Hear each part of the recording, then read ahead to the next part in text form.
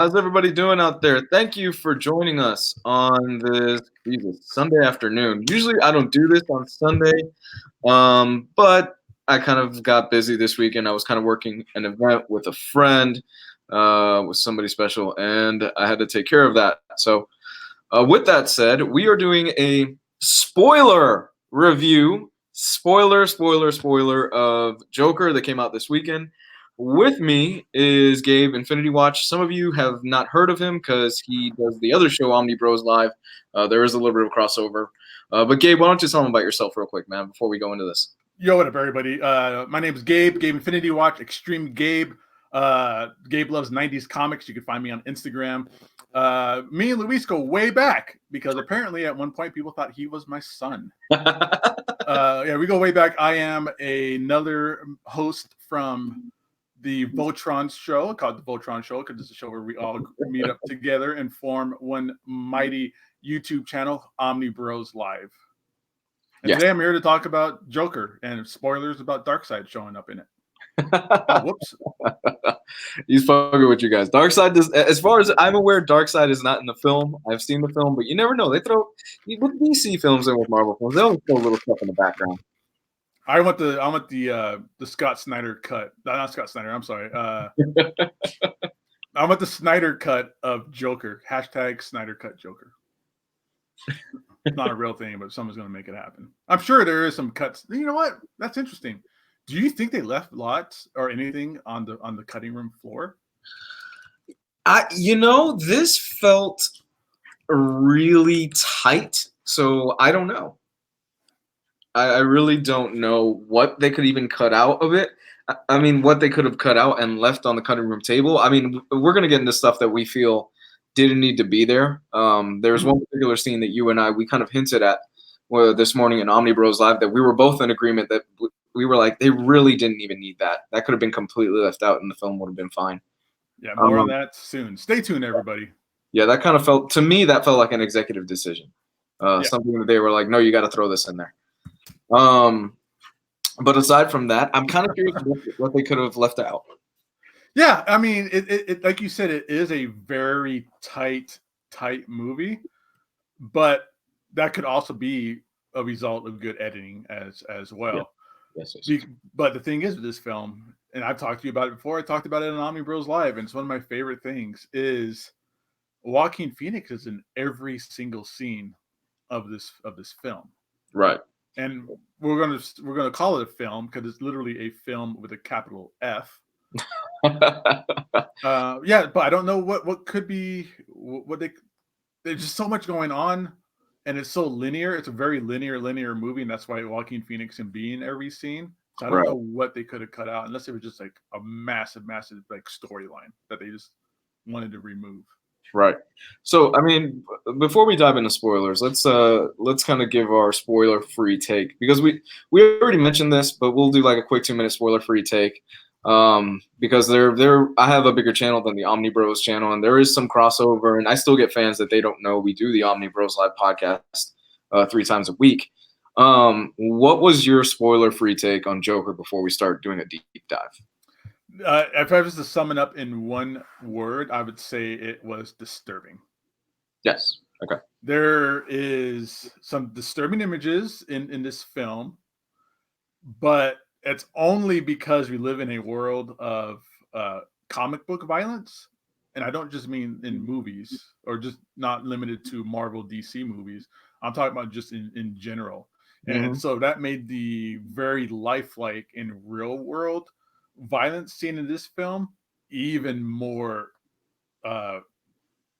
connecting and more disturbing than it should have been. I agree with that. And you gave it a 10 out of 10 this morning, correct? Yeah, 100%. Yeah, 10 out of 10. Joaquin Phoenix kills it in every scene that he's in, which is every film.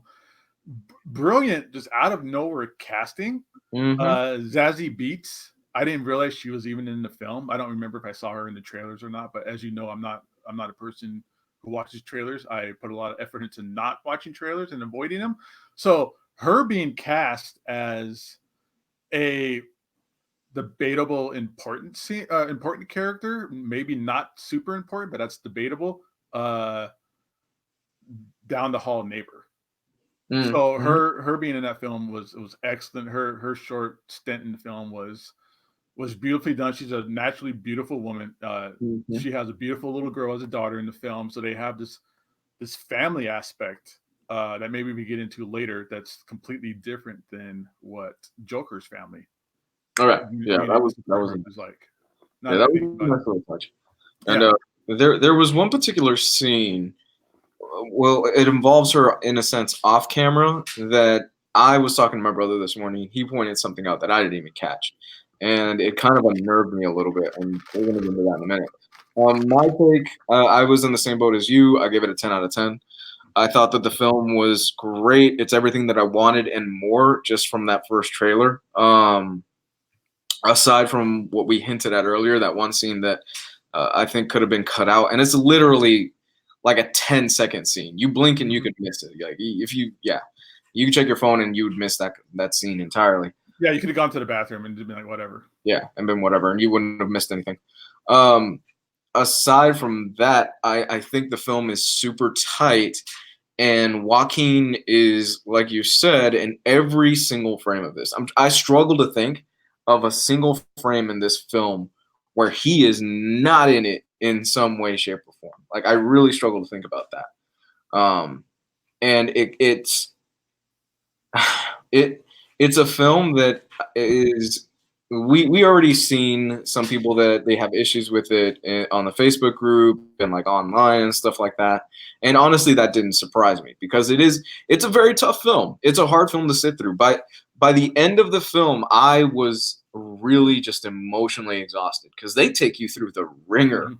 of emotions throughout the span of 2 hours. Like it's an exhausting film where Yeah. my brother even said, man, me and my girl, my brother was like me and he said him and his girlfriend were messed up for a good few hours after the film. Like they really just needed some time to kind of downshift and just relax a little bit. Oh wow, they needed to unpack it and decompress, Yeah, huh? yeah, they needed to decompress. Well, they live in downtown Orlando, and downtown Orlando it's not bad, but at night it can get a little bit shady in certain spots. Okay. And they were saying they saw like a bunch of homeless people and stuff like that, and they're like, "Fuck!" Like something like this could really happen, and not to this super extent. Well, maybe even to this extent. And I think that's a testament to just how down to earth and how gritty and how raw and real the film feels. I think that's a word I haven't heard used to Mhm. describe this film, and it's 100% correct, and that's down to earth. Mhm. That is a perfect way to separate this movie from the other DC comic films. Right.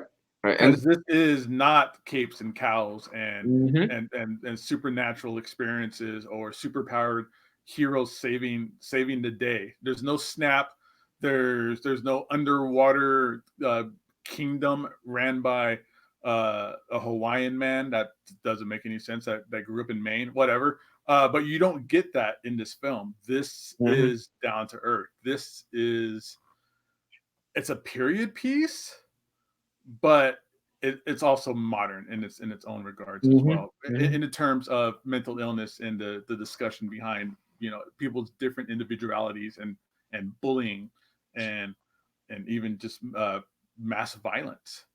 Right. So it has that going for it. Yeah, and there's been a lot of like junk just tossed around about the film online, especially in regards to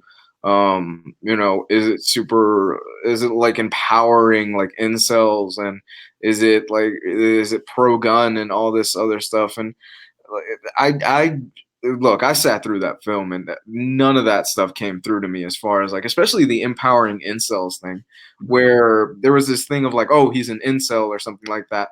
And he, the thing is, he doesn't, it's not like he's wants sex per se in the film. And we're going to get more into that in the spoilers and stuff like that. This is a man that is obviously very sick, and he's it's not like he's it would be one thing if it was there's something involving Zazie Beats. It would be one thing if he wanted if he was deliberately going for sex with her, that then we could be like, okay, well, that's what broke him. Like like it's because he didn't have sex with Zazie Beetz or whatever. But that's not really the thing. That's not really what breaks him. That's not really why he is the way he is. So that line of reasoning, there's like a disconnect for me in terms of that. Right. You get me? No, I hear you, because my interpretation and the idea of the incel community and people that fall into that subgroup are people who want sex, can't get it, or feel they can't get it because they are superior, and women are pieces of plastic that you own. Where the Joker, there is a little bit of sex like involved with what he thinks a relationship is, because he has that joke book and there's like naked women clippings inside that joke book, right? But I don't think he knows what sex is to know that he wants it in the way the incel community kind of has taken off with their regards to the demand for sex and them not getting sex. But that's the thing that has happened, is that there was worry of this film somehow fueling or inspiring people the wrong way. And there were showings of this film canceled in multiple areas across the country. The movie theater where the mass shooting in Aurora, Colorado, decided not to screen the film whatsoever. They will not carry it in their auditoriums. Right. Because there is also a hashtag fake news, whatever you want, clickbait, whatever you want to call it, news reports of possible shootings. Yes. Yeah. I heard about that too. Okay, so let's kind of take the chains off of this thing. If you have not seen the film, I highly recommend you go into this and watch it without us spoiling it for you. There are certain little twists and turns that, admittingly, I saw one of them coming, but there's other little stuff and red herrings that they throw there that was like, oh, well, that could very well change the dynamic of a lot of things in this particular universe involving Joker. All right, so there is a little bit of a Sixth Sense moment. In terms of a reveal that changes the entire movie that you would see differently if you knew about it to begin with. Right. And I kind of called that reveal pretty early on. There were a few things that I was like, okay, this doesn't make sense. Either they really fucked up in this area script wise, or this is what's going on. So, okay, spoilers. All right, so the film opens up and we see that basically Arthur Fleck, Joker, he is a clown. He's basically just one of those guys that you see on the side of the road. He's spinning the little sign and everything like that. He's basically just got this gig just to kind of keep him and his mother, who he lives with, afloat. And it opens up and he's just kind of doing his thing and he gets mugged. Like, he gets his ass beat by 4 or 5, what would you say, like teenagers? I think one of them was even like a young child, but yeah, it was kids. He didn't get mugged by grown adults. It was punk ass kids walking down the street.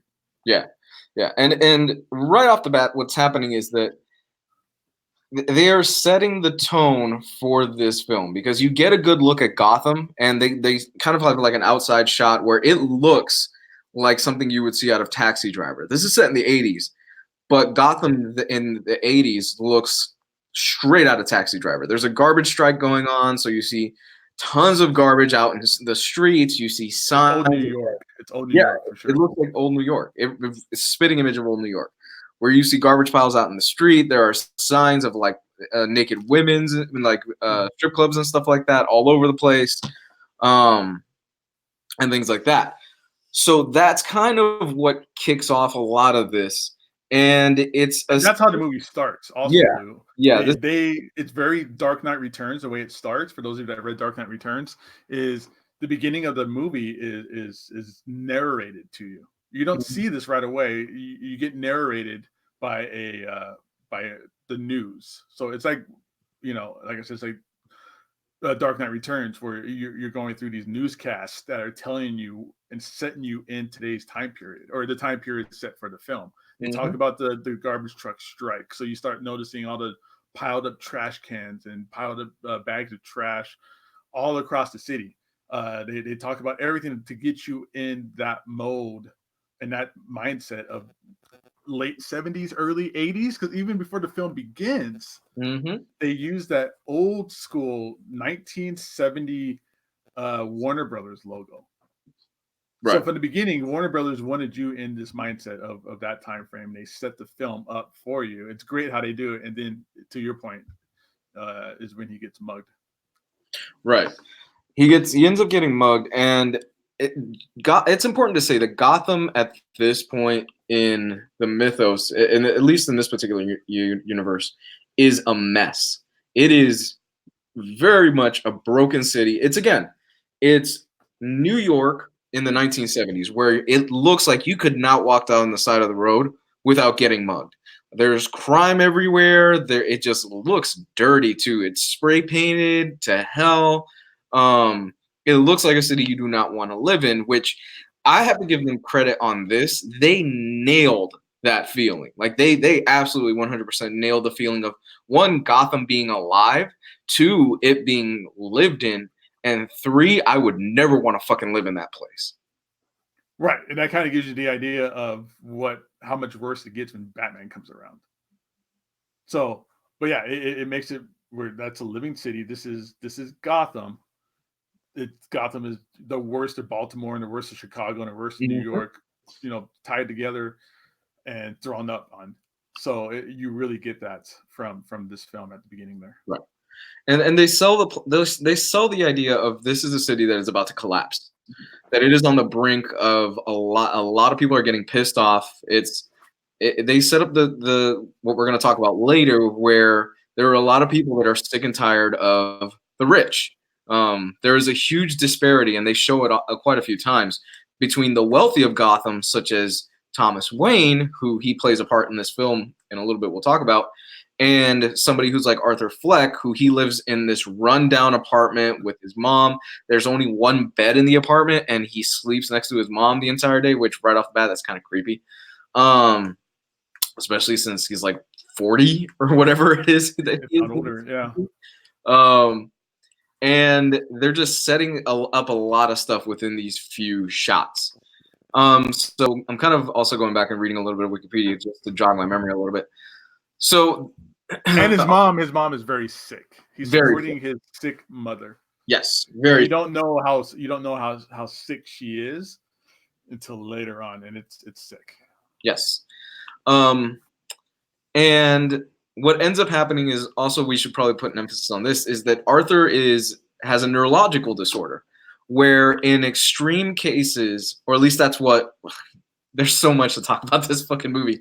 In extreme cases, he will laugh. And that's actually a real thing. There are people out there that live with this, where in really tense moments or in situations where they shouldn't, they laugh and they can't help it. It's a neurological thing that Joaquin Phoenix actually went and he ended up studying. And what's really cool about it, well, I shouldn't say cool, but the way Joaquin portrays it is that when he laughs at the beginning of the film, there is pain. Like, he is in pain trying not to laugh and trying to get it out. And you see him kind of just like grabbing his throat or grabbing his chest, trying to fight it back. And I thought that was a nice touch. That's right. Yeah. Well, that just really makes it grounded with the Joker too. Mm-hmm. His maniacal laugh is a condition that he has, and gets worse and worse. So, okay, he ends up going back to his job, and his boss basically gives him one more shot. And it is here that we meet some of his coworkers, and his coworkers, they're kind of like assholes, with the exception of one person who is, how do we even? It's 2019. I really don't want to offend anybody. They call him a midget in the movie. They call him a midget in the movie. He's a little person. I don't even know what the appropriate term is. So for the sake of that, we'll just call him a little person or a midget. He is a midget. So for the most part, every single person that he works with is kind of terrible. And one of the coworkers there, they end up giving him a gun. And, right off the bat, this is a setup that is not good for somebody who is clearly not the most mentally ill person. He gives him a little revolver.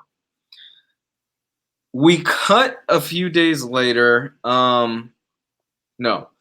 From there on, he ends up heading home, and it's here that we start getting a taste of just how not right in the head he really is. Because he's watching TV with his mom, and every single night he watches this show with Robert De Niro, who plays, I forgot the guy's name. He's basically a talk show host, kind of like a David Letterman.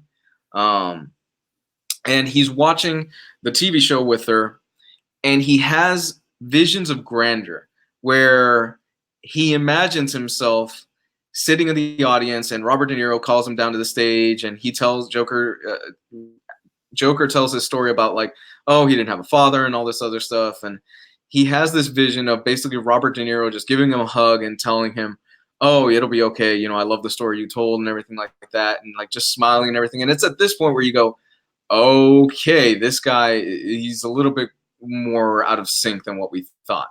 Right. Like, right. And he's seeing a social worker. Yes. Take a step back real quick. He almost got fired from that job because of him getting beat up. Right, because of the sign. Because of the kids beating him up and them taking the sign or destroying the sign. That the store owner that he was in front of complained, and now Joker Arthur has to pay for that sign out of his own paycheck. Right. After getting beat up by a bunch of kids. Right. And he's about to lose his job. Like, he's like, this is it. This is the last strike. So we cut, and the timeline on this is a little bit weird. I'm not exactly sure how long over the span of what time this film takes place. I would guess probably maybe like a week or two at most. We cut, and it cuts to Gotham Hospital. And it's at this point you see Joker, he's interacting with cancer kids, super sick kids. And it's a scene that it really just, I was super uncomfortable with. Simply because of the fact that we know this man is deranged. We know he's going to be the Joker. And the big moment of this scene is he's dancing around and he drops the gun that he got earlier in the hospital around kids that have cancer. And I yelled out in the theater, oh, shit. Yeah, and that's like you said, that's an uncomfortable scene because it's the Joker trying to cheer up a bunch of sick kids, and you know that this person has mental disorders. You forget about the gun until it falls out of his pants. Yeah, and it's a super awkward scene where he rushes to pick it up, and then it smash cuts, and he's on a payphone, and he's just lost his job. Like, they fired him right there for that, as you probably would if you brought a gun to a cancer ward full of children. Or almost any job. Yeah, or almost any job. Yeah. So he ends up losing his job. And from there, hold on. What would you say is the next big thing? There's quite a few things that happen in the span of that. He ends up meeting Zazie Beetz, right? In the elevator? Right. Was that before or after he lost his job? I'm not entirely sure. I have to go do a rewatch of the film. Okay. But at some point, he ends up meeting Zazie Beetz in the elevator, and she has a daughter. Did they even give that character a name? I don't even remember if they gave that character a name in the film. If they did, I don't remember. I didn't catch it. Yeah. So he ends up meeting Zazie Beetz in the elevator, and he has a daughter. And Zazie Beetz, she's like smiling and interacting with them, and like, oh, flirting with them and stuff like that. And you're going, huh, okay, a bit weird. He's not a traditionally good-looking guy. It's clear that he's not all there. Who, by the way, Joaquin Phoenix lost 56 pounds for this role. He is just, oh my God. I mean, that's another thing about the film is there's, in a normal aspect, that would have been just CGI. But I think there was zero CGI really used in this film, and he's a traditional method actor where he got into the role. He must have been scary to be around during this time frame, I would think. I think anybody who plays the Joker and they get the Joker in their head and they have to live with the Joker in their head, I think it twists them. Even the actors. Yeah. I mean, look at Jack Nicholson. He's still weird. Well, I just saw The Shining for the first time the other day, and I was like, oh, yeah, Jack's always been kind of a little bit weird. So Jared Leto. Jared Leto's method.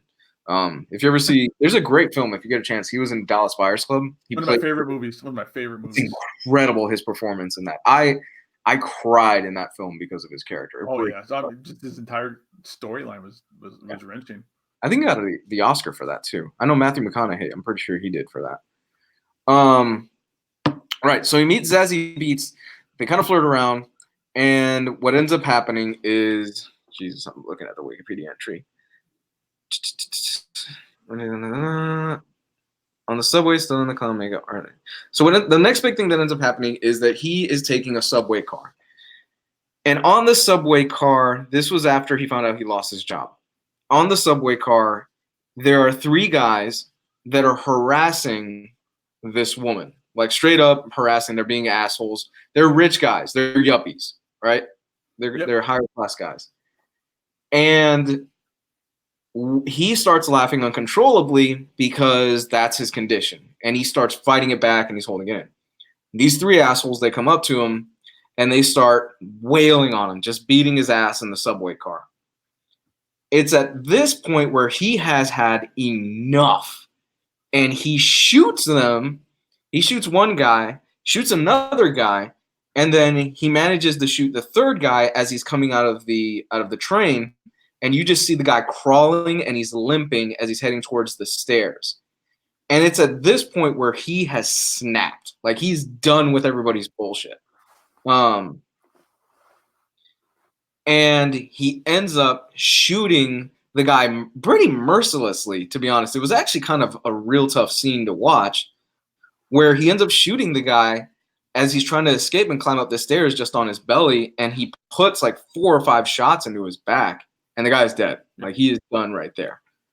And it's at this point where I would consider this the birth of the Joker. Yeah, that's the turning point. That is the linchpin of what happened there. Yeah. That's when, yeah, and then, one thing we kind of forgot to touch on, and it's kind of important, is, like we said, he has a terrible mental disorder, multiple probably mental disorders. He was seeing a social worker. Yes. And the part that we forgot to mention is that Luis left his phone on. Is that the poor, like we said before, the really dirty, poor Gotham City, where there's political upheaval, the government has cut off funding for social workers or any kind of mental health. This is very reminiscent of what Ronald Reagan is credited for, of cutting out mental care and allowing the people with these mental disorders to pour out into the street without medication.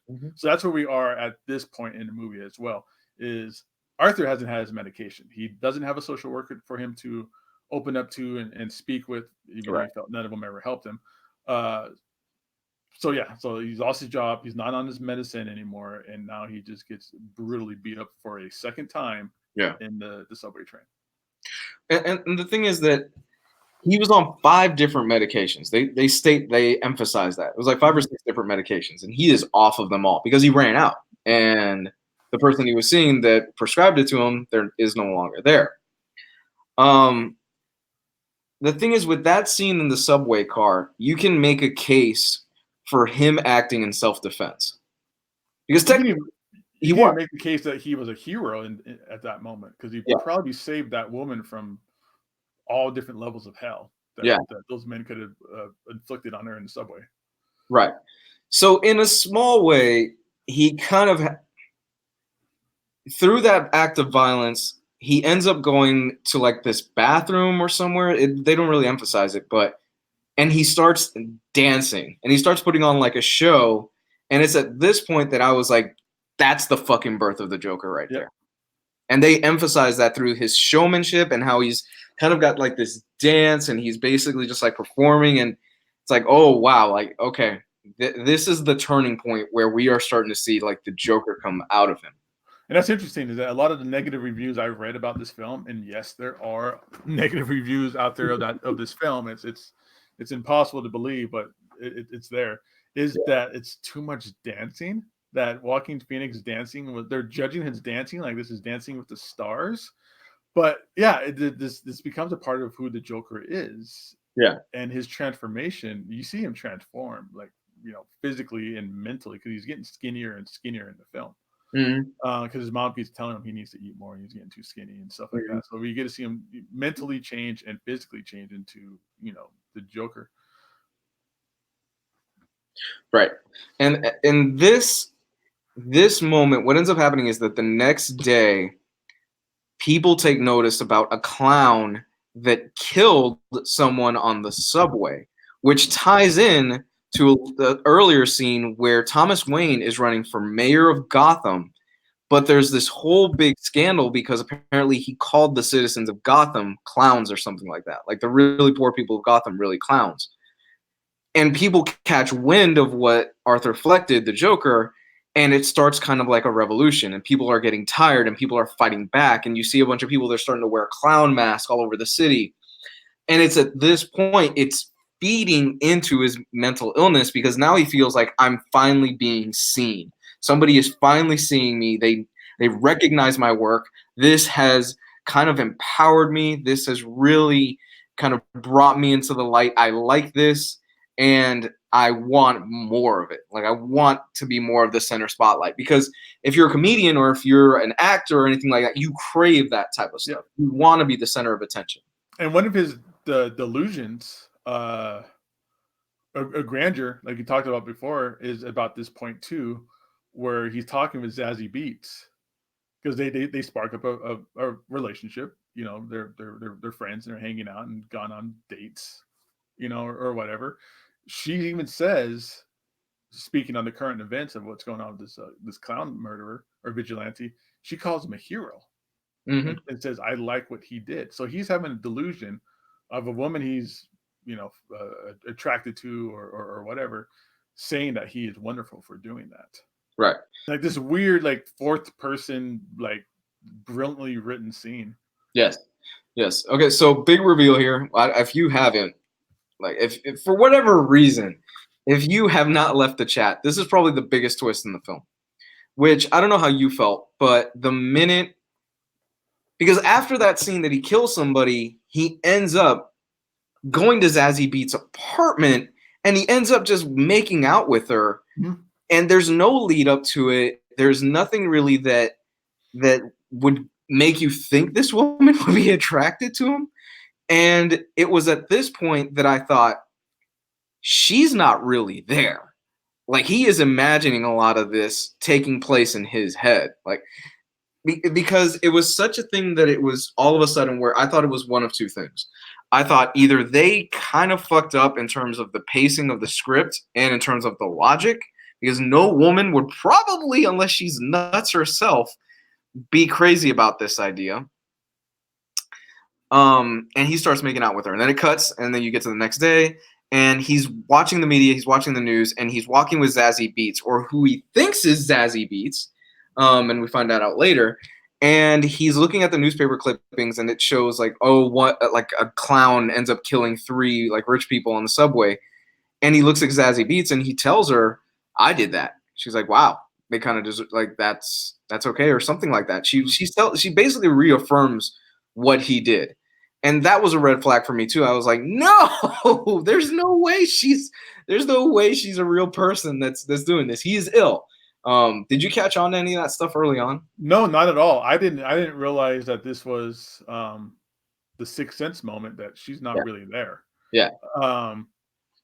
Or it, not that she's not there. She's a real person, but there's never a relationship. They've never talked outside of that one split moment in the elevator, where the elevator breaks down for a second, and she goes, "Oh, this place is terrible, isn't it?" And they spark up just a little, exchange of pleasantries, and he turns that into them having what I thought was a really great relationship. I was, oh man, this guy's how great for him. He's happy. This girl's hanging out with them. They're having nice conversations. Yeah. And then later on in the movie, you realize that never happened. They run into each other again in a really creepy moment that we might get into later. Yeah. There's an interpretation of that my brother was talking to me about that I was like, oh shit, it ends much darker than I had originally thought. Yeah, it wasn't until then that I thought that was real. I thought they had a relationship. I thought they were friends. But no, it tricked me the whole time. Right.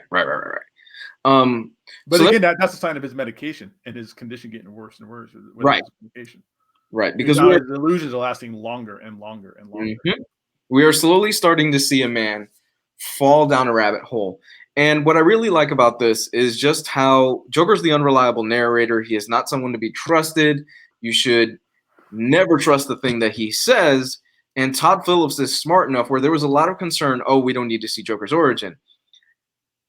It is and it isn't, because there's so many different interpretations and so many different like red herrings and turns in this film that you kind of don't necessarily get a definitive origin outside of what led him to change to a certain. You get what I'm saying? Yeah, To I like get a what you're certain, saying. Yeah, you have that first step, yeah, but you don't know how that turns into Heath Ledger Joker or right, gangster Joker or whatever different version of Joker that you want. That's you recognize. right. There's one point where Joker was an ambassador, I think. He's an ambassador, Jesus. Right. So it then cuts, and again, we're probably skipping a few beats here, but this is all working off of memory. He does a comedy show. He invites Zazie Beetz to go to see him do a stand-up show, and it's pretty obvious the material he's got is terrible. Like, it's horrible jokes. He's fumbling around this notebook which has porn inside of it, and he's got lame jokes written inside of there. And in his mind, it was a success. Everybody was laughing, and Zazie Beetz is there, and she's supporting and clapping for him, and oh my god, it's great, you know. And then it goes to let me read a little bit. Then it cuts a little bit later, and we see he's watching Robert De Niro, and he's with his mom, and apparently Robert De Niro was okay. No, my bad. After the comedy show, he ends up going back to the apartment, and his mom is rushed out of the apartment, and she's sick, and it's not looking good for her. So he ends up in the hospital, and he's watching his mom, and he ends up watching Robert De Niro on TV. And Robert De Niro starts clowning on him. And in a scene that you see, his jokes are terrible. And he says, when I was little, my mother used to tell me that everybody would be laughing at me or something like that on a stage. And that was really funny. And well, look at me now. And then Robert De Niro's like, yeah, you got that right, pal. Nobody's really laughing at you. And it's just, the camera holds on Joaquin Phoenix's face, and you just see from that smile just go to hate, just pure anger on his face, man. Like a complete 180. Yeah, that was hard for me to. I was like, "Is this real? Did they really find a clip of him at the comedy club?" I thought that was another delusion. Which is, like you said, this whole movie is told by an unreliable narrator. So after a while, I started having problems figuring out what was real and what wasn't. Especially with the TV, because he had that first illusion that we see him have is of him, going to the show and meeting Robert De Niro's character. Now I thought he was having another delusion of Robert De Niro, putting his footage on TV. So I was getting confused here. Not confused, but it made you feel sick about it too. Right. It really did.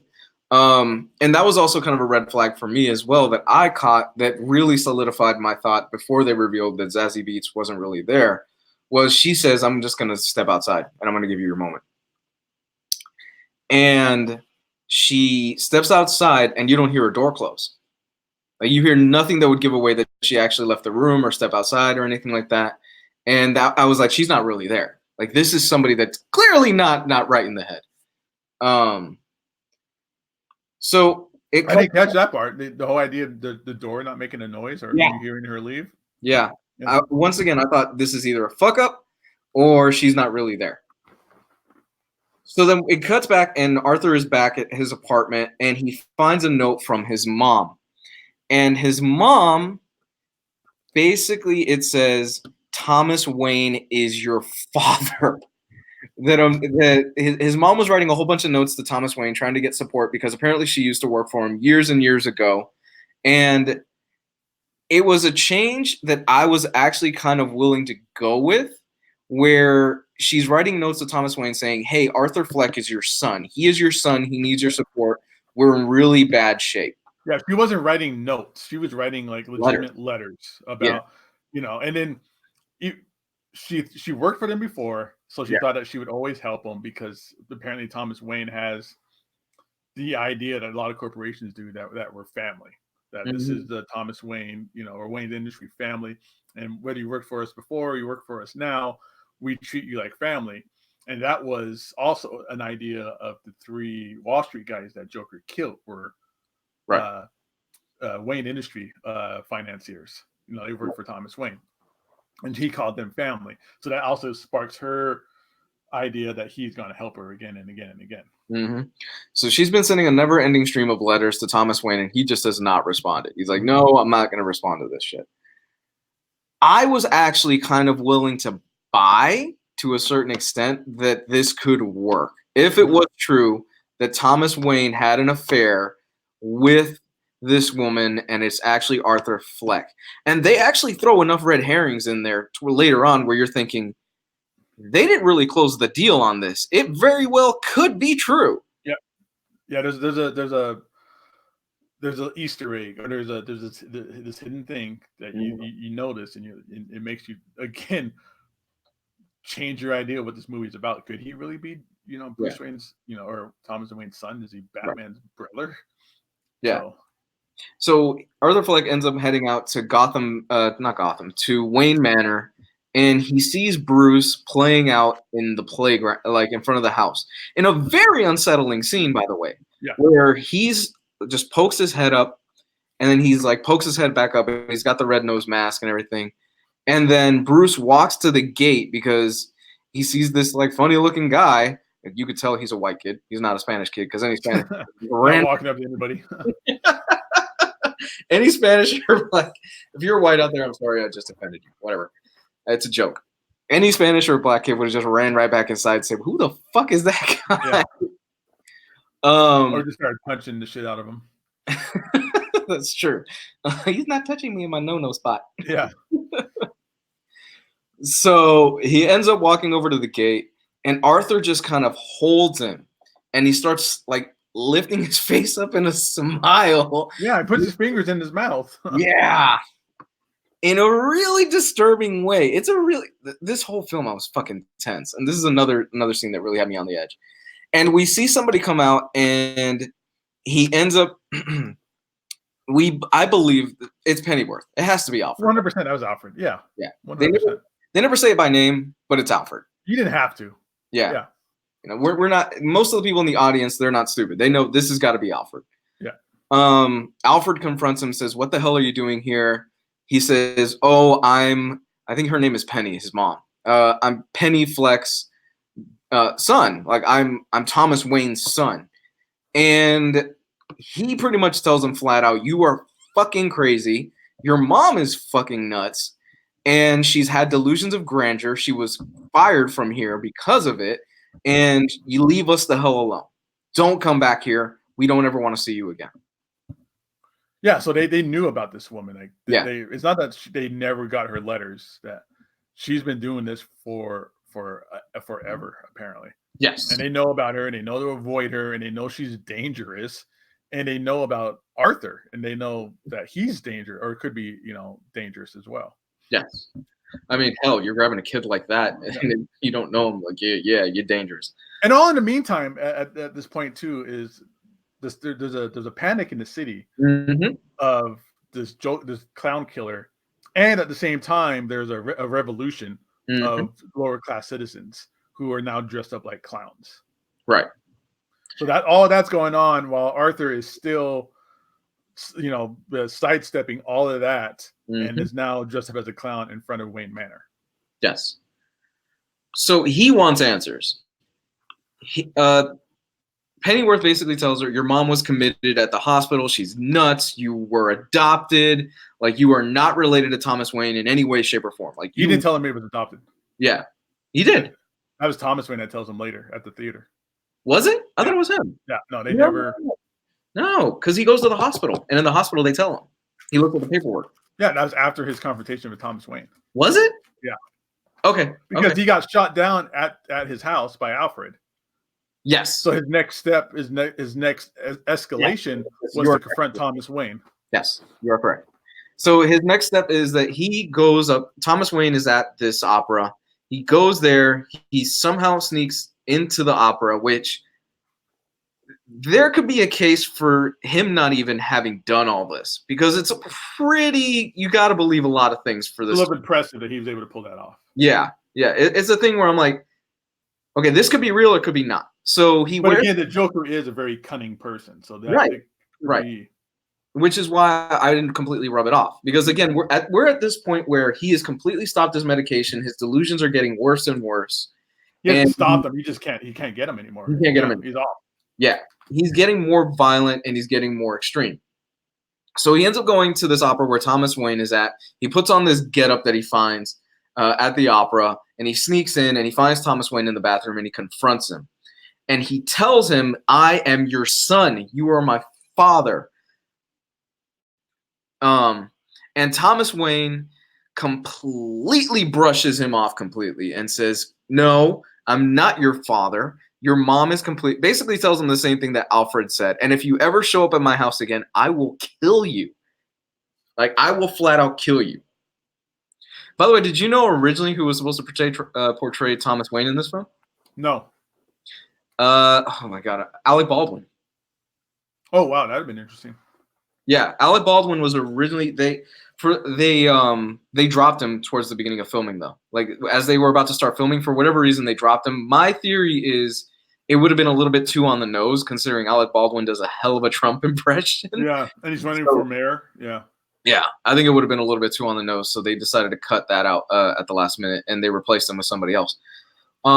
This movie is, I think, movie or TV show, cartoon, whatever. Mm-hmm. This is the longest that you ever get to see Thomas Wayne. You get an actual look into this man. He's a fucking piece of shit in this movie. He's a terrible politician. Well, I mean, he's terrible because he is a politician, and he's terrible because he is the iconoclast. He is the top of the pile. He's the very first person in class, or the highest class. And so you get to see him as this really terrible person. I mean, he might have been, doing good things with hospitals and being a doctor and things like that, but he was also, as portrayed in this movie, a horrible bastard. And he punches Arthur right in the fucking face. He assaults him. He gets his ass kicked again. Yeah, he gets his ass beat pretty bad. Okay, so it's at this point that he confronted Thomas Wayne. Thomas Wayne tells him, "Look, you were adopted," and all this other stuff. So he wants to find out the details for himself. So he ends up going to it's Arkham Asylum, right? Basically, or is it Arkham Hospital? It was called Arkham State Hospital. Arkham State Hospital. Basically, before Arkham Asylum. He ends up going to Arkham State Hospital, and he ends up confronting somebody there at the desk, and he's like, "Look, this is my mother. What case file do you have? Like, I need information. Like, apparently my mother was institutionalized here years and years ago. I need information on it." This guy totally violates HIPAA, by the way. Yeah, 100%. He just grabs that file and just starts reading it to Arthur. Everything. You're adopted. You're well. It's He doesn't say that's like one thing he leaves. Oh no, that's something that he finds out. Yeah, Arthur finds out that it's true. He finds the paperwork in there. But no, I mean, he tells her, "Yeah, your mother was in here. She has, all these issues.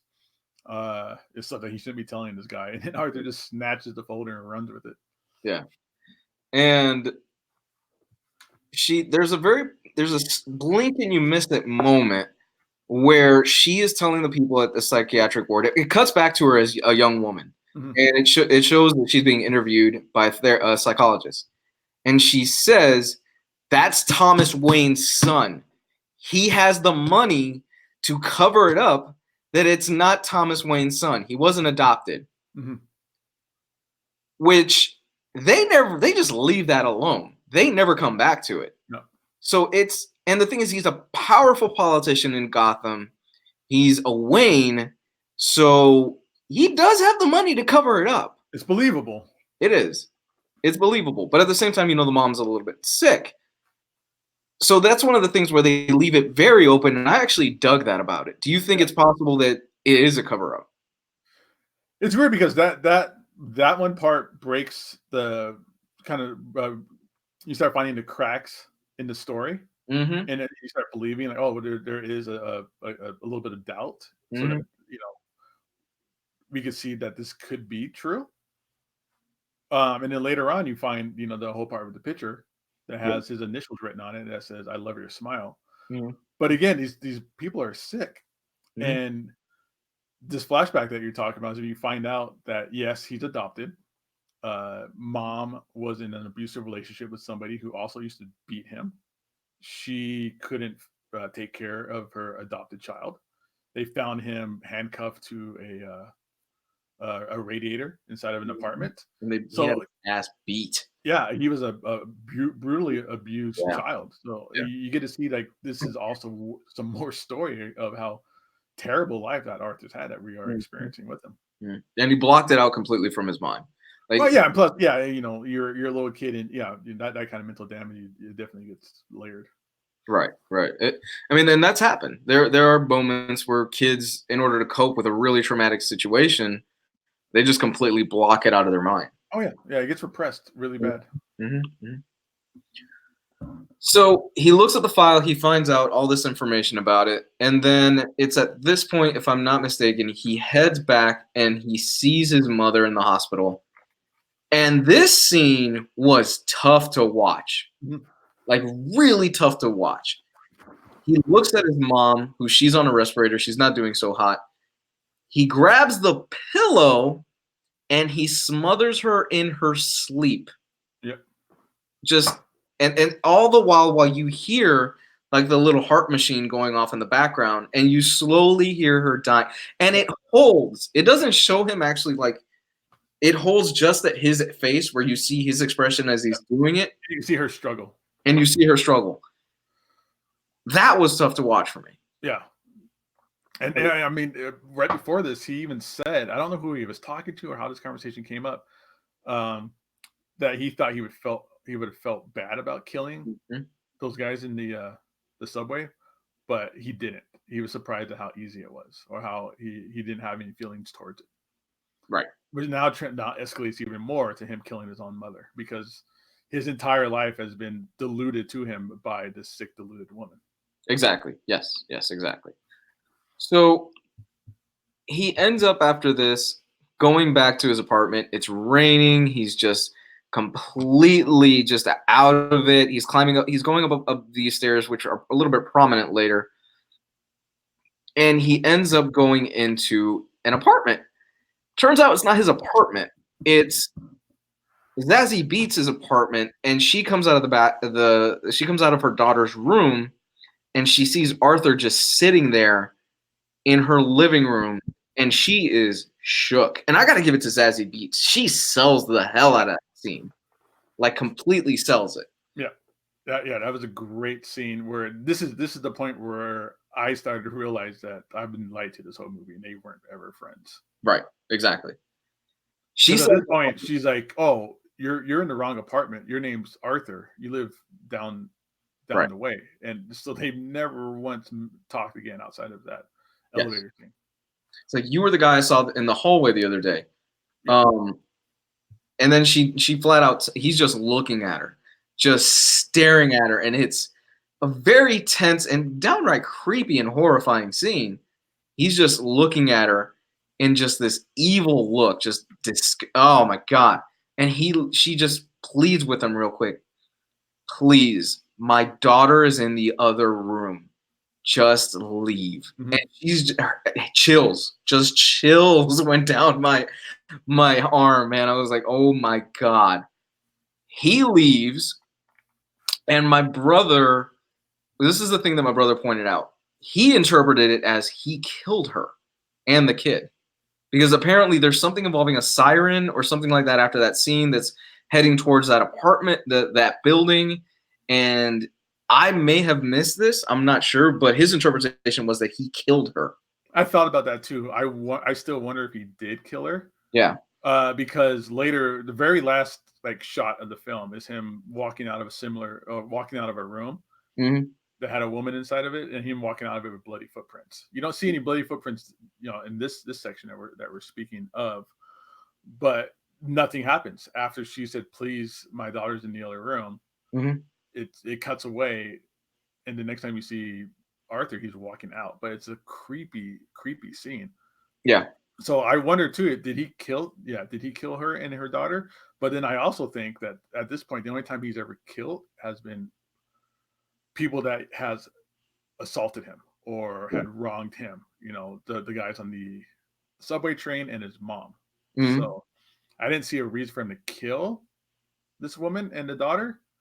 But I also think that if he did, that just really shows that he is far, far gone with the idea of what's right and wrong. Yeah.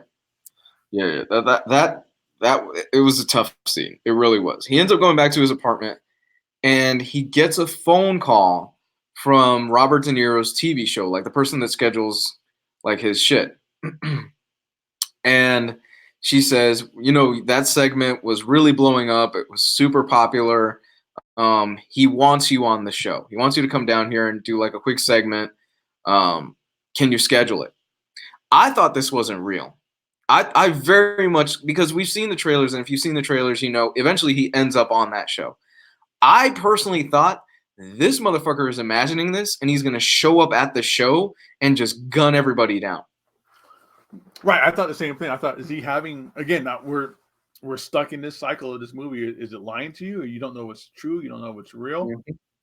And he so when he gets this phone call, which is the happiest thing that ever happened to him. Mm-hmm. And like I said, I didn't watch the trailers, so I didn't know that he ends up on this show. And I thought he was, again, having just another delusion that the show was calling him. Right. I thought we were going to have a Dark Knight Returns moment where he ends up on the show and he shoots everybody or kills everybody at the show. Yeah, I thought that too at the scene when he finally makes it on. Right. So they tell him, okay, can you be on the show next week? I think it's like next Thursday is what they said or something like that. Mm-hmm. So he says, yeah, let's, yes, absolutely. So here's where we're starting to get a glimpse of him turning into the Joker proper, where he's got the makeup, he's got the green hair and everything. And he starts painting his face white. He does the tongue and all that other stuff, which is kind of creepy. And two of his former coworkers show up at his house. It's the big guy who initially gave him the gun, which actually led to him getting fired because he told the boss that Arthur had actually bought the gun off of him and that he really didn't have anything to do with him giving him the gun. And the midget little person. And Arthur goes to the door, locks it, and he grabs a pair of scissors, and he's got it, and he's holding it back in his back pocket. Mm-hmm. And this guy, he's talking to him. He's saying, "Hey, are you okay? We haven't seen you a while." Huh? Heard about your mom. Heard about your mom. We're here to check up on you. You're looking kind of rough. All the while, Joaquin Phoenix is rail thin. He's got his shirt off. He's got basically just white on his face because he was in the middle of doing his makeup for the show. And he looks at the guy and he stabs him in the neck with a pair of little scissors. Meanwhile, the little person is in the corner just freaking the hell out. Just losing his shit, as anybody would. Right. You just saw him kill somebody that's, you're a little person, literally probably 5 times your size. Yeah. And you're locked in this apartment. You're locked in this apartment with this guy. And the door is locked, and he runs over to the door to try to get out. And Joaquin Phoenix just is sitting down. Blood is splattered on his face, on the white makeup. And the little person can't get the door. He can't reach the lock. In a scene where my audience was laughing. And I was like, I get why you guys are laughing, because it's kind of a really uncomfortable scene. And I think it was smart enough because it kind of let the tension out a little bit. There are very few moments where the tension is let loose in this film. And that was one of those moments where everybody started laughing kind of like in a nervous laugh, like, oh shit. And Arthur just goes up to him and he unlocks the door. He kisses him on his forehead. And all of a sudden, he opens the door and he closes it. And he walks up to him. And I thought at this point, holy shit, this guy is dead. Well, he also said, "You're the only one out." Wait, that's towards the end. Coming up. Okay. Yeah, that's towards the end of the scene. And it's at this point where I thought, that's the fucking Joker right there. That moment for me, that sealed it, where that was the moment where I thought, because I was a little bit, not necessarily on the fence as to who was better, is it like Ledger or Joaquin? But as far as comic accurate Joker, that uncertainty where this motherfucker could snap at any single moment and kill you, or he could just be your best friend and smile in your face and say it's okay. That was brilliant. That is my favorite scene in this movie, and that to me nailed everything about the Joker in one scene. No, most definitely. And then because also the idea that Joker sometimes, almost all the time, is henchmen. Some of them are little people too, so it kind of touches back on that as well. Yeah. So, and I always wonder, how the hell does Joker hire anybody? Like, he's got to give like a good reference or like a good dental plan or something, because he kills almost everybody that works for him. Yeah, I don't know. Comics. So he walks up to him, he kisses him on the forehead, and he tells him, "You were the only person that was nice to me." He opens the door and says, "Just go. Just go ahead and leave." Yeah. And he lets the guy go. And it's at this point where he sits back down, he dons the full Joker makeup. Like that, we have the full Joker finally. This is probably what, like an hour and a half into the film? Yeah, this is the last act of the film for sure. Yeah, we're in the last act. And we've got these two cops that have been searching, they've been hunting him throughout the movie. And we see Joaquin coming down the same steps that he was going up earlier in the film. And it's bright and sunny, and he's dancing, and it's like, oh, everything is right in the world.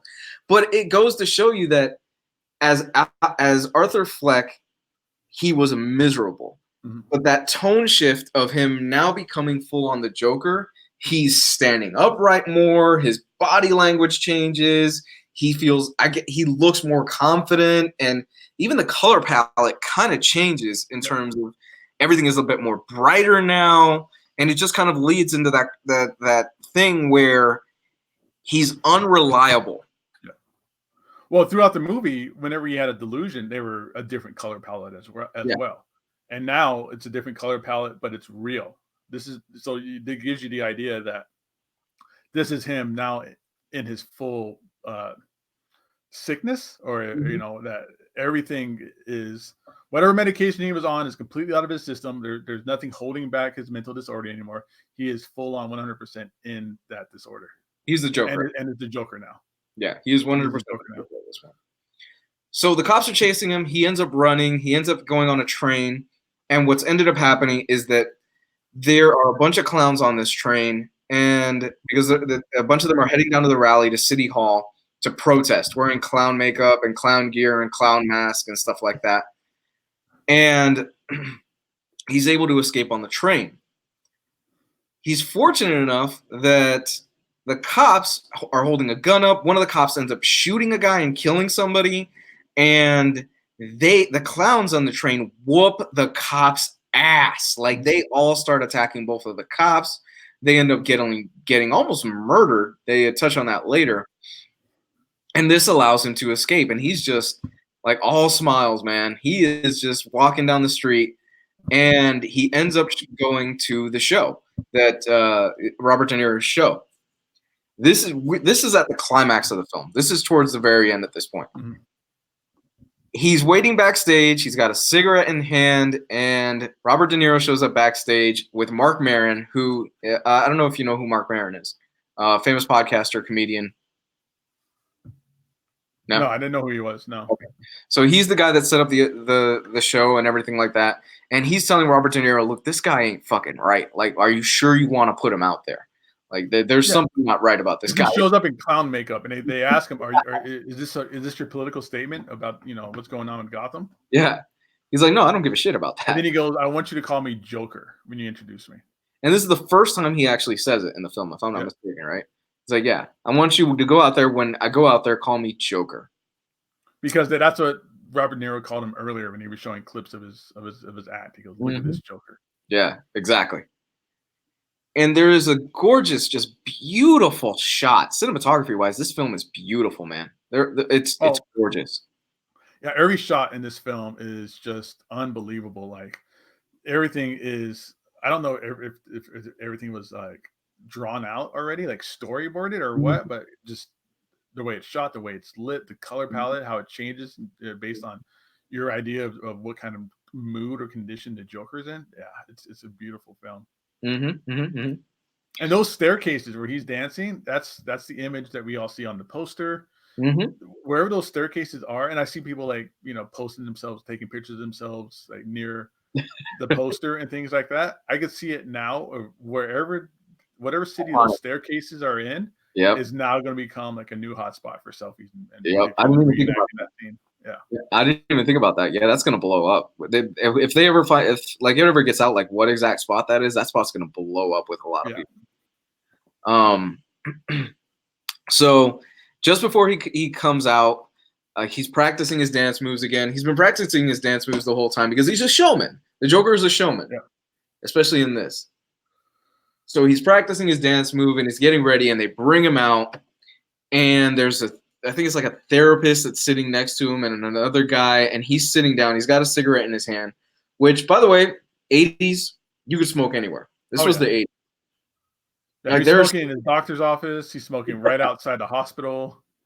Yeah, there are scenes where he's in the hospital and he's smoking because this is the 80s and nobody really gave a shit back then.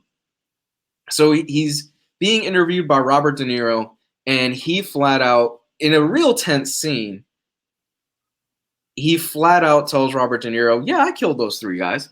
That was me. And the entire mood changes in the studio audience and for Robert De Niro and everybody sitting down there. And Robert De Niro says, okay, if this is a joke, you need to stop. Stop right now. He's like, no, I really killed those guys, and it's fine. I didn't care. I felt nothing when I did it. And if it was him on the ground, everybody would have just ignored him and stepped over him, treated him like a piece of shit. Exactly. Yeah, exactly.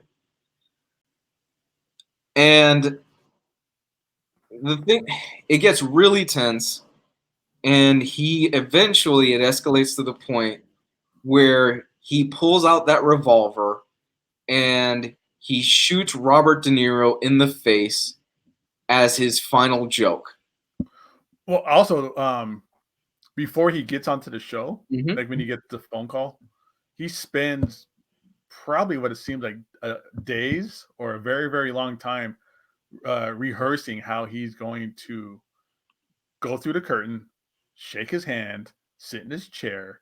He reenact everything he wanted to do, or he planned everything he wanted to do when he got onto the show, and tell a knock-knock joke where the punchline is he puts the gun in his mouth and blows his own brains out.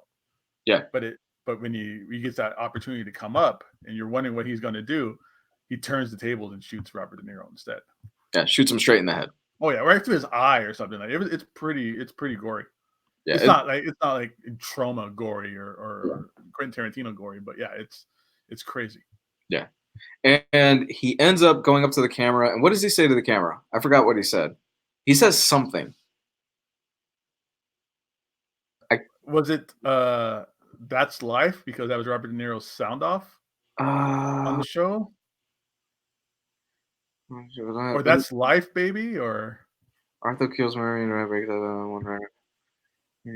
okay. Yeah, I don't know. I don't remember what exactly it was that he says. I know he says something to the camera. Right. And it cuts to outside, and shit has gone south outside really bad. Like, people are rioting in the streets. This has become now a symbol of empowerment for the disenfranchised and for the lower income people. And they are basically Gotham is on fire. People are just losing their shit all over the street. And he's basically chilling in the studio until they come to arrest him. They don't show you the moment that they arrest him or anything like that. But then it cuts to Arthur or Joker at this point being in the police car, and he's being taken away. That's life. Is that what he says? That's life? Somebody commented. Maybe that's life. Yeah.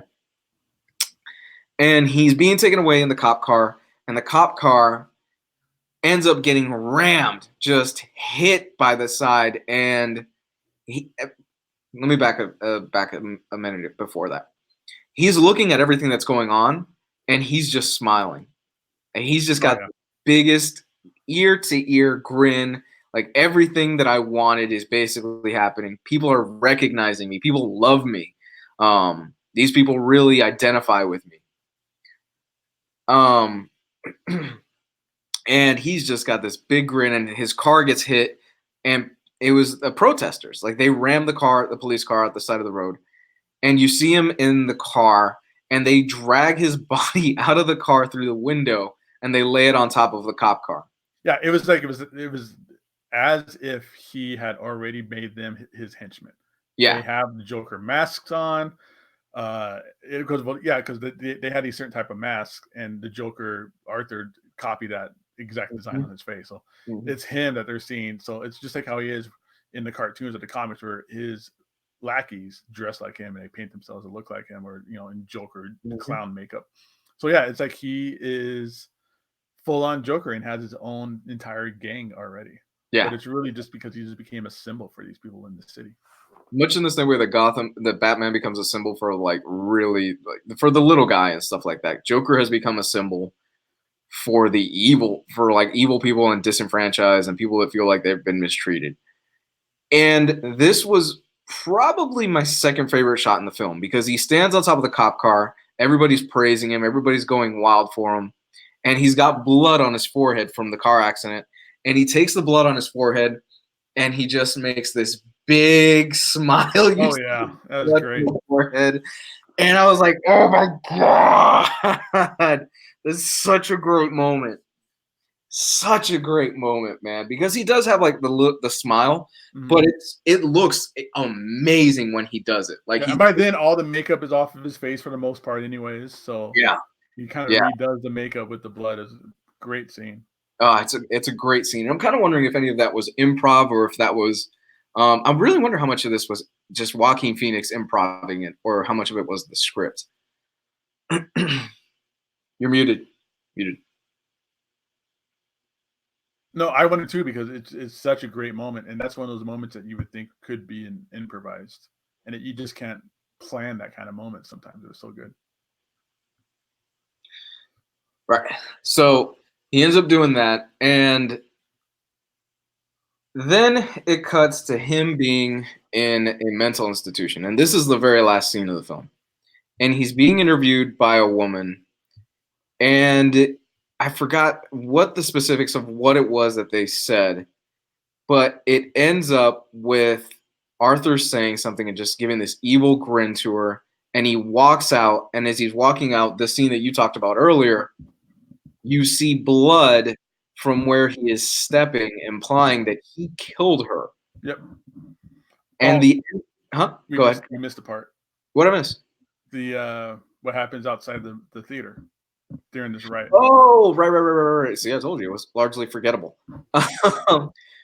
So this is the scene. Okay, so backtrack a little bit. This is at the height when things are going really shitty. Joker is on his way to being arrested. It's the riot going on, yeah. Yeah, the riot is going on. This entire scene for me could have been cut out. The Waynes are coming out of a movie theater. It's Zorro something, but it's not like, I forgot what the name of the film. It's a Zorro something. The Gay Blade? Yeah, Zorro the Gay Blade. So it's the Waynes and Bruce Wayne. They're coming out of the movie theater, and it's at this point where I was going, are you really going to do this again? And you see Bruce again? Yeah. Yeah, I was like, come on. We've seen this so many fucking times already at this point. So obviously we got to get that shot. Thomas Wayne gets shot. His wife ends up getting shot. The guy grabs the pearls. Pearls break off. Gotta have the pearls. Thank you, Frank Miller. Jesus. Yeah, you have. How many times have we seen those fucking pearls fall on the floor at this point? It's been it's been every single Batman film. Every single Batman film has I don't know about every single, but everyone I could think of right now, they always do the origin story. They always have to tell you about them getting shot in Crime Alley and Right. the pearls falling, and the pearls being ripped off her neck, or the gun cock, breaks her necklace, or whatever. It happens every single time. Yeah. I could have done without it. That was the only flaw for me in this film, where it was like, did we? And it almost kind of felt like studio interference. It almost felt like you got to put the scene in there. Yeah, because I mean, they didn't even need that at all. We all know what happens to the Waynes. Mm-hmm. We didn't have to see it. The guy that shot him was was one of the guys, one of the people on the right wearing the clown mask is the one that shot him in the alley. You could have just left it with them going down, or just them being at the theater called Zorro the Gay Blade, and you would understand what was going to happen. Mm-hmm. It didn't have to be in there. It did feel really, really forced, because that's such a Batman movie trope. And this movie was everything but superhero tropes, but they had to sneak that one in there. Right, exactly. Okay, so that ends up happening, and I'm rolling my eyes going, okay, and you got that iconic scene where Bruce Wayne is on his knees, he's a little kid, and he's staring and he's staring at his parents' body, and then we're like, okay, yeah, let's move along. We don't need this. So back to the ending. Arthur had killed the nurse. He's walking out. His feet are bloody. And this is literally the end of the film. He's walking down a hallway, and then in almost like a cartoon, like Bugs Bunny skit, we see him. We're watching it from the perspective of the end of the hallway. We see him running back and forth as one of the medical attendees is chasing him, and that's how the movie ends. Yeah. My brother has a theory also that all of this stuff in the film is unreliable in a sense, because it could just be another delusion of grandeur from the Joker, and that ending scene was basically him just talking to the therapist the entire time. It could be. I can see that. I can see anything like that this whole movie was a trick, or it was all a mind game, or not really there. I would not be surprised, because that movie tricked me over and over and over again into thinking what was real and what wasn't real, and what was real I thought was not real. So, and that's the thing with the Joker. It's always been the unreliable narrator. Same with like Heath Ledger Joker, with the scars, how he kept changing the story of the scars. You can never trust a person like this. Right, and they even say in the film earlier on, and you get like a blink and you miss it moment where they say, "No, you've been institutionalized before in the past," and it shows him like cracking his head on a glass window. It was a real quick moment. Right. So it is possible to interpret it as, no, this all was fabricated in his head. Like all this stuff was just wild. Yeah, but it kind of makes you think how he got there in the first place, or whatever. And I would hate that. Oh, this entire movie was a lie. But I don't subscribe to that theory. I don't think that's the case. It's like Inception at the very end. Does the top wobble? Does the top keep spinning? Mm-hmm. Yeah, it's a good. I mean, it makes for a good theory and conversation. But I am of the opinion that I think the whole thing was real. No, I believe it 100%. It was told so well that it had to have been real. And then nobody wants to feel tricked going to a movie. And that if this was just all one big mind game, then I would have just felt tricked into seeing a movie that was not a real story. Right. Exactly. Yes. Yeah. I mean, 10 out of 10 for me. Joaquin Phoenix's performance in this is unsettling. Like it's crazy. He falls into that camp with this for me. Like, he's had his films where I thought he was incredible in it. Walk the Line. I'm a big Johnny Cash guy, so his portrayal of Johnny Cash, I was like, wow, that's really cool. But for me, this is the film that for me puts him on the same level of, say, like a Daniel Day-Lewis, where he gets lost in it. Right. I mean, you're not going to see Joaquin Phoenix do like a legitimate superhero movie after this or something like that. You're not going to see him go up against Batman. This was a film that was basically a case study. Joaquin Phoenix is very method, and it's going to continue to be that way with him. Right. Exactly. Yeah, Yes. perfect stuff. Yeah, 10 out of 10 movie for sure. Would you like to see him revisit this role some point down the road? He said he won't do it. Like Right. he refuses to do it. I would like to, just because I always want more of a good thing. We all want more of a good thing. But I don't want them to somehow at 1%, 1%, whatever, ever taint what we got out of this movie. Agreed. By doing sequel after sequel after sequel, merchandising, tying it into other movies or anything like that. Right. The story was told, and it's time to leave it alone at that. That's one of my favorite things that Darwin Cook, the late Darwin Cook, used to say, is that when you think about Rocky, nobody thinks of Rocky as an Oscar-winning film because of those other sequels that came out, Rocky 2, which I love. I love those movies. But he makes a point when he says nobody thinks about Rocky films. Nobody thinks about the first Rocky as an Oscar-winning film. They think about the villains and they think about how grand, facing Apollo Creed and like the Russian and stuff like that is, as opposed to it being this really a prestigious film simply because of the fact that they went back to the well way too many times. Right. It was a very poignant film. Same with and became a different film after the first one. The first one was about loss, and the other one then he becomes a hero, and it becomes more and more cartoony and stuff like that. Right. Same with, speaking of Sylvester Stallone movies, Rambo, the First Blood is a great capital F film. He only kills one person in First Blood. And nobody thinks about that movie when they think of Rambo. They think of, shirtless, super ripped, Sylvester Stallone, dual machine guns coming out of the swamps. But no, like that, that first film was great. Same with you can probably even take this even further and go into Friday the 13th. The first Friday the 13th movie is completely different and then becomes a crazy slasher film. Yeah, Nightmare on Elm Street. Slasher franchise. Look at Nightmare on Elm Street. Go back and watch the original Nightmare on Elm Street and compare it to, say, which I love, Dream Warriors. Dream Warriors, though, was where the film started to take kind of a turn. The franchise started to take kind of a turn towards the more comedic. But there are no jokes in the first Nightmare on Elm Street. Right. Like, they play it straight horror. And then the franchise evolved, and then you start getting sequels, and the sequels really aren't that good, and and just like Halloween, then you have Busta Rhymes fighting Michael Myers and Halloween, using karate or whatever. And I'd be afraid of that happening to something like this. I hope, if anything, the best case scenario for me is that if they ever use Joker again, that they stick to this version of the Joker, a more realistic Joker, like an actual person Joker, not crazy Heath Ledger Joker, but more of a downtrodden, not downtrodden person, but like an actual person in real life, greedy from the streets kind of person. Well, I think Joaquin has pretty much said this is it. Like I could have been a different actor. they need to keep that kind of tone on if they ever do Joker in like a Batman movie later. Yeah, like Matt Reeves' Batman, if it has Joker and it's wacky, crazy, chattering teeth Joker, then forget it. Yeah. But they said the same thing about Ledger, that nobody will be able to top Ledger or anything like that. And we just saw. Right. That's hyperbole, but of course. Yeah. It's gonna take a special actor, and it's gonna take just that right combination of director and actor, kind of like Todd Phillips and Joaquin Phoenix, and you had Heath Ledger and Christopher Nolan, and you had or even all the James Bonds. Yeah, exactly. It's gonna take that special actor and that special combination to make the role right.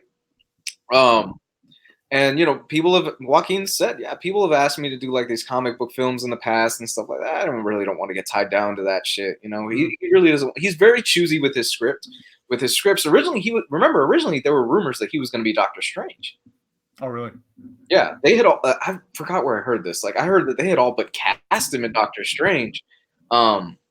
This was years ago though, but I forgot. Like, it fell through, and he didn't really want to be tied down to like 10 movies or anything like that. He's super picky with his scripts. So I think this is a one-off. I think 100% this is a one-off, and we will not be getting anything else after that. Would you like to see any other hero, any other villain get this kind of treatment, and which one? Magneto. Really? Okay. Yeah. Yes, please. Doctor Yes. Doom. Doctor Doom, I think would be special this way. Yeah, yeah, I would love that. Especially Magneto because well, we got a taste of it a little bit in First Class. I want a Magneto Nazi hunting movie. Right. God, I wanted that so bad when we got that. That moment in First Class where he's just sitting down and he kills those Nazis. I was like, let's make a movie of all this, please. Like, can we just get a movie? Just a Netflix series where every episode he's going after a different Nazi. You would you not pay to watch that though? No, I would 100%. I'm still trying to think of other villains that we could do this kind of. It's hard because I mean we kind of got the same thing again. I just thought about this because of this question. Kingpin and his portrayal on the Netflix series. Yeah, this is very close to that, where you get to see the actual birth inside this person's mind of being who they are. Mm-hmm. I agree, 100%. And you don't get that many. And this would only work on like street level characters, I think. Maybe Doctor Doom wasn't a good idea. Maybe it wasn't a good idea, but it has to be kind of a real world aspect to kind of make these characters things happen. And you don't get that a lot, especially with DC characters. They're all super grandeur. Well, I've heard people throw around the idea of even a Freeze movie. Where he has to deal with Nora going sick and everything. Mm-hmm. I can see that. Yeah, I've heard them throw around that idea for a bit. As far as like fans wanting to see it. Yeah, I would like to see the Marvel or anybody else get inspired by this movie and try to do something similar tone or something. They're not going to do it, man. No, but it'd be nice. They're way too tied up in their own universe to do something like this. This is an Elseworlds tale. That's what. Yeah. It's a lot of Killing Joke. It's a lot of Dark Knight Returns. But yeah, it's not a one particular continuity or storyline from the comic books at all. Right. Bits and pieces might have been sprinkled. There might have been like homages or something like that to certain things, but it 100% didn't influence what was going on. You up to take some questions? Let's do it. All right. I've got a few questions on the community tab that I need to get to. Give me a second while I pull it up.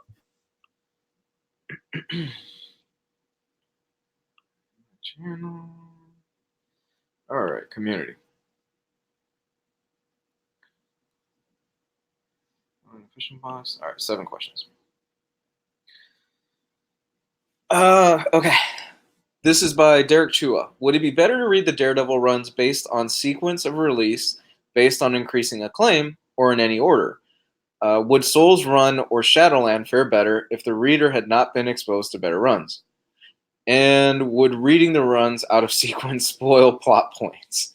So we've got a few questions here. Let's go slowly on this. Okay. Would it be better to read the Daredevil runs based on sequence of release, based on increasing acclaim, or in any order? What do you think? Any order. I would go with the acclaim stuff first, though. Okay. Yeah. Do your Frank Miller. Do your honestly for me, Kevin Smith. Do your Brian Michael Bendis. Mm-hmm. But you could jump around, for the most part. Yeah. That's the only time because skipping the guns, going a little forward here. You asked if reading them out of sequence will spoil things. The only time that really happens is with the if you read them in character runs, a lot of things don't cross over. So you could read Bendis's run. You could read Brubaker. No, you need to read Brubaker and Bendis together almost. Yeah, they're Brubaker after Bendis. Yeah, it's one giant story basically. Right. So that you would have to read in order. But anything else outside of that, I think you can just read it whenever. Like you can read Mark Waid and not have to worry about reading Bendis' stuff first or anything like that. So for the most part, they're not super connected. Mm-hmm. Mm-hmm. Mm-hmm. I agree with that. He had 2 other things. Would Soul's Run of Shadowland fare better? Would Soul's Run or Shadowland fare better if the reader had not been exposed to better runs? I don't think so. I think Shadowland was just a mess altogether. I haven't read Soul's Run. I don't know that people might have not liked it, but I think it was okay. But Shadowland was garbage. Yeah. And there's no way that me reading that going in first would have made me like it better. There was no saving that. Right. That probably would have made me stop reading Daredevil. That was my first exposure to Daredevil. I wouldn't read any more Daredevil. Right. Hello there. Wait, no, there was something else. Yeah. Would reading runs out of sequence spoil plot points? I mean, if you're worrying about plot points, dude, that's comics. If you're going to jump into something, you're going to get something spoiled because they've had such a continuity that if you're worrying about the little minute things, you're going to get spoiled anyway. Yeah. I mean, for the most part, you could just read them in character. Bendis and Brubaker, read those together. And that's really it. That's the only thing you really need to worry about. You can read Frank Miller, and Frank Miller stuff's not going to spoil the reveals in in Soul's run or in Mark Waid's run or anybody else's run. So,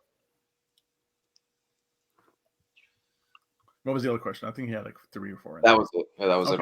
All right. Prayful Nair. Hello there. I would like to have your opinion on this. Do you think there could be an omnibus or an absolute edition release coming out in the near future that covers the whole Batman Dark Knight Metal series? An omnibus, I would say. I can see that happening. I don't know about the near future. It's hard to tell when these things will go into development because we're just now finally getting a Scott Snyder Greg Capullo omnibus from Batman. Yeah. That took forever. Forever. That shouldn't happen a long time ago. Yeah. So I can see it happening, but I don't know if it's going to be anytime quickly. Yeah. That Scott Snyder and Greg Capullo omnibus, that should have been out years ago. Yeah, seriously. I mean, they had the one absolute for Court of Owls, and they had all the trades and all the regular sized hardcovers, and just now we're finally getting an omnibus for it. I'm honestly surprised we haven't gotten an absolute that would collect Endgame and Death of the Family. Like it's one giant story. Because it works. I mean, because after Endgame, what is it? You get 0 Year, and then you get like a few other issues, and then I think it jumps right into Endgame, doesn't it? Yeah. If I remember correctly. I think it gets caught up in a couple of the tie-ins after that, but then it goes back to normal. Yeah. Not normal, but then that's when. Yeah. Which that's when Gordon becomes Batman. Yeah, yeah. And 0 Year is good, but that's long. That kind of lasted too long. It went way too long for me. Hey, so Lobster Johnson is massively out of print. They are releasing a Witchfinder omnibus, and this is by Gustavo Silva, which is awesome because Witchfinder was also massively out of print. Do you think they will reprint Lobster Johnson in omnibus? I think it would be awesome, and I would love reading Lobster Johnson. But at the moment, it is crazy. From some people online are asking for $100 for 2 volumes and 3 for volumes 2 and 3. Since you are a massive Hellboy fan, please let me know if you have anything about Lobster Johnson's current status. Thank you and have a good day. Thanks, man. I think it's a matter of time. They're collecting all that stuff. Yeah, I don't know much about Lobster Johnson or anything like that, but yeah, I mean, just in general, Dark Horse is pretty good about keeping, except for like 1 or 2 things, the Hellboy stuff in print. Hell, they re-released Vampire. BPRD Vampire was out of print for years, and then they finally re-released it. Yeah, and then all the Hellboy library editions are always they're basically evergreen. They always go in and out of print, but it's never permanently out of print. Yeah, I always get people that message me saying, "Oh my God, the library edition for Hellboy is out of print. Holy crap!" And I'm just like, "Just wait, wait it out." The only time they have it was the BPRD Plague of Frogs. Those things are still out of print. Even the trades are out of print, and the hardcover's out of print. I was really surprised by that. Never went back to the bell on that. That sucks. Hubba Pesek. Do you think I should try to collect the BPRD Plague of Frogs hardcovers with them being so massively out of print, or just stick to the trades? Just stick to the trades, man. Don't go nuts. Get whatever's affordable and obtainable. I should say obtainable. If you need 3 hardcovers and you can't find that one hardcover that's super out of print, then just get the trade for it. Just read it. Do what works for you, brother. Yeah. That's what this channel is all about. Saving your money. Collect how you want. Yeah. Yep. Omar94. I guess this is Omar. Hey Lewis, will comic books from Marvel and DC have definitive ends in their character's story coming to an end and the comic series end? I'm gonna guess you're out of the country because this is kind of hard to read. No, man. Superman will never have a definitive ending. Batman will never have a definitive end. Your superheroes will never have. This is the definitive ending. We're not going to publish Batman comics anymore because if they stop publishing Batman comics, DC tanks. Or even not even just like a definitive ending, like the series is permanently forever over. I just don't think they ever just want to go that far and say, yeah, this is the point in the timeline where you have to stop writing Batman books. Yeah, exactly. There will always be, as long as those companies are around, there's always going to be those stories to tell. As long as you have money to spend, they're going to keep writing Batman books. Exactly. And Batman, hell, we get like a new Batman book every month. The only time I can think of where that happened was James Robinson's Starman. I asked because I was thinking about Alan Moore's Twilight of the superheroes, where he felt that comic characters don't have definitive ends. Kingdom Come did something like that, but I wish we could have seen more story. No, even Kingdom Come was an Elseworld kind of thing too. Yeah, it's been an Elseworld story. Derek Chua, will the staggering stories in the Mignola-verse ever get a hardcover library edition treatment? They've got, he's talking about the side stories. Rasputin, Vampire, Being Human, Black Flame, and Visitor. Well, I know that they're collecting all that stuff, man. The main universe proper just ended. Like the timeline going forward is done. They're just writing stories in the back. And timeline-wise, they're writing stories in the 1950s right now. Yeah. But that kind of goes back to that last question. Major corporations never do a definitive end. I mean, Hellboy has a definitive end, but you won't see that with anybody else. Right. Really, it has to be a creator-owned kind of thing. Same with like Starman. Starman is basically almost a creator-owned book. Exactly. Yeah. Starman is the little bit that I've read, because I just fell asleep reading it. I couldn't get through it. I know. It's one of my. I've always meant to go back to it, and I tease Jess about this all the time. Starman, I always meant to come back to because I really want to give it a second try. Because he keeps raving about it, and he's like, "No, you have to give it another try." Last question that I've got from the YouTube comments from the community: what are some of your favorite regular books / novels? Anything? Novels. Yeah, novels, man. Comics, books without pictures. Yeah, just straight words. Wow. No, I still like Stephen King books a lot. Cool. Christine, The Shining. I can't think of really anything else that's like Lord of the Rings stuff is always fantastic to read. My imagination is far superior to the movies, and so I love reading those books and just kind of getting my own take on it. Those would have to be my favorite, probably Lord of the Rings, including The Hobbit, of course. Cool. Yeah. Nothing wrong with that. For me, I mean, I've talked about this before. I love Cormac McCarthy. Blood Meridian is one of my favorite books of all time. I think it's the definitive Western.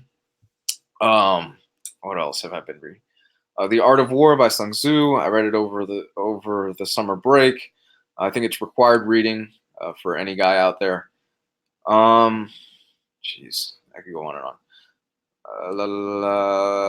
Yeah, I'm just gonna go with those two for right now because I don't want to keep rambling on and on a question involving not comics. I'll bore you guys to death.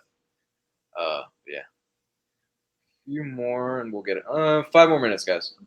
You good with 5 more minutes? We could do 5 more minutes, I guess. Yeah. Cool. Or do we need to leave? Or no. I don't want to keep you. Man.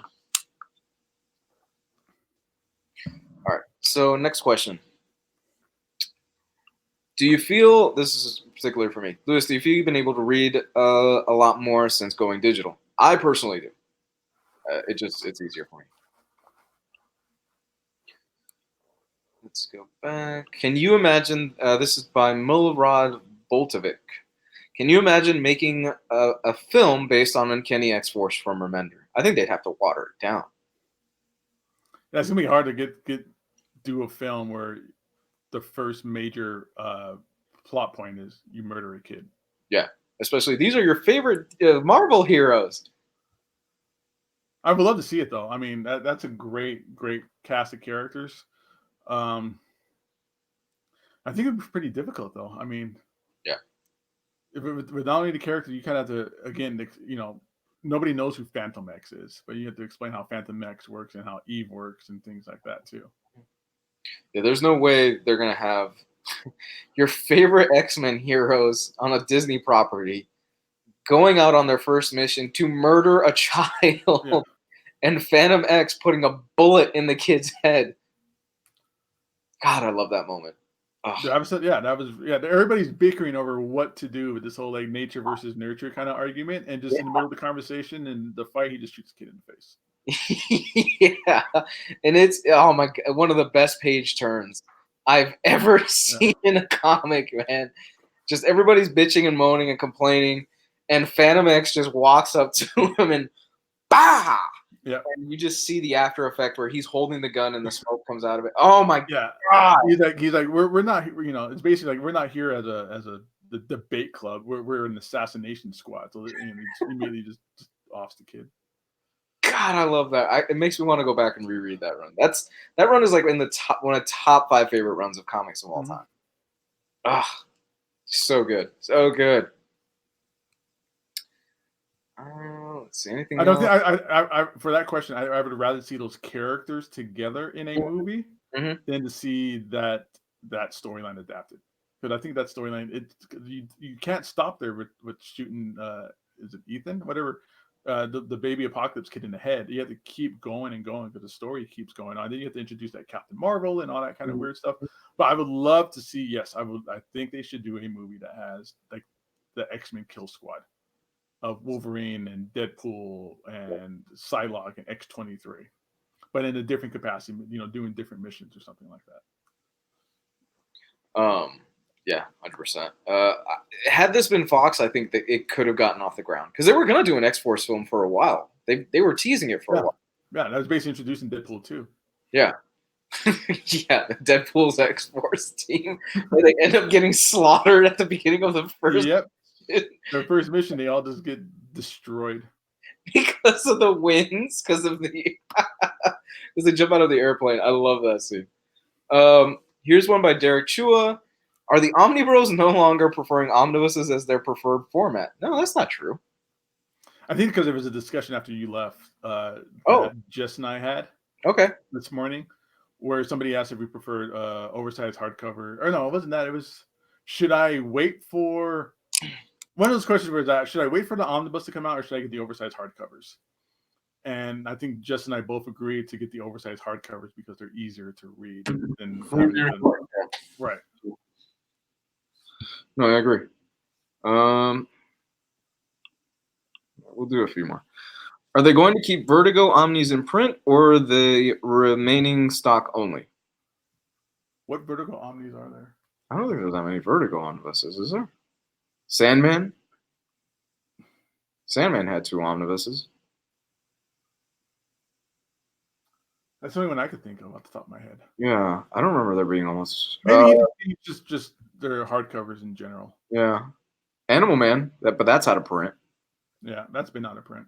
Yeah, but I don't know. I'm thinking maybe this question is kind of leading into, now that Vertigo gone, are they never going to do Vertigo books again? Yeah. I mean, but that's a good question. I'm kind of curious. Oh yeah, American Vampire had one too. I'm kind of curious if like future Vertigo like reprints and stuff like that. Like, let's say they reprint Animal Man, if that'll be under Vertigo, if that'll be under the Black Label banner.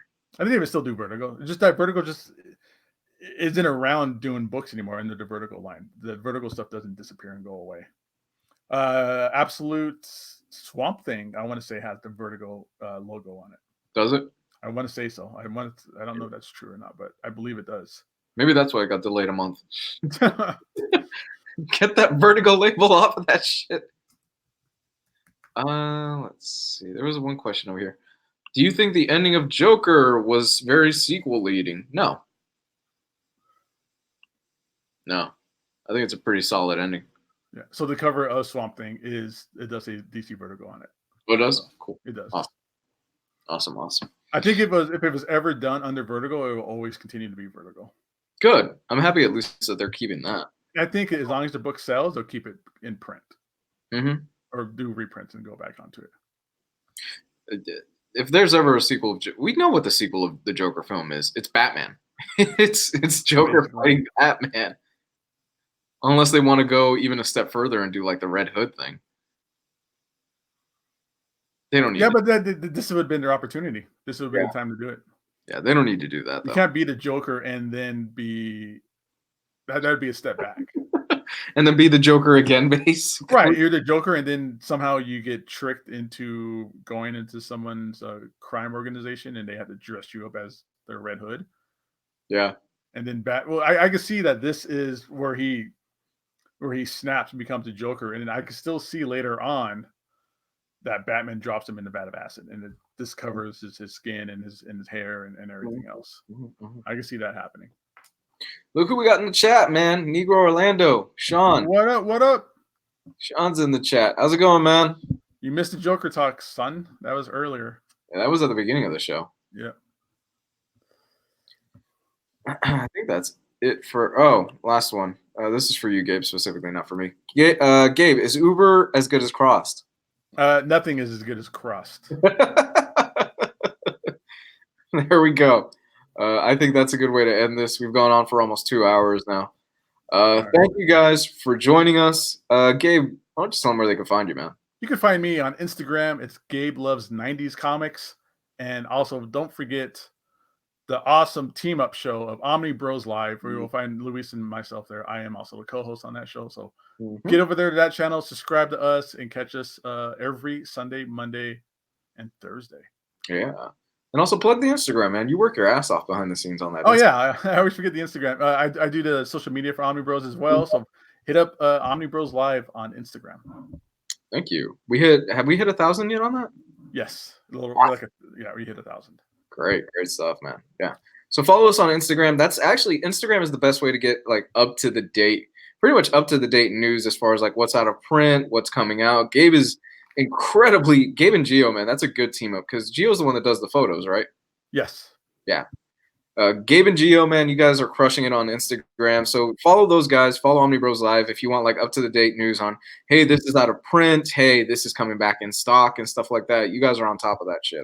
Actually, that's all me. I do all the photos too on do you? Instagram. I thought you meant like the thumbnails on our YouTube channel. Oh, okay. No, the Omni Bros Instagram is basically my third Instagram account. Oh, good shit, man. Yeah, because it's mine, it's Torpedo, and it's Omni Bros. I forgot you do have Torpedo stuff. Yeah.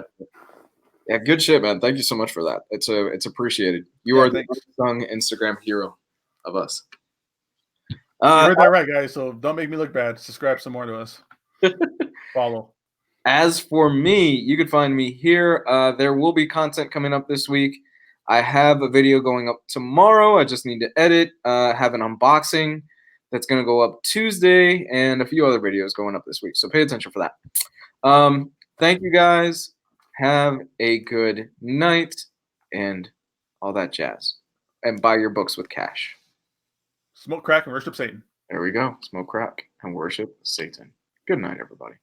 Bye.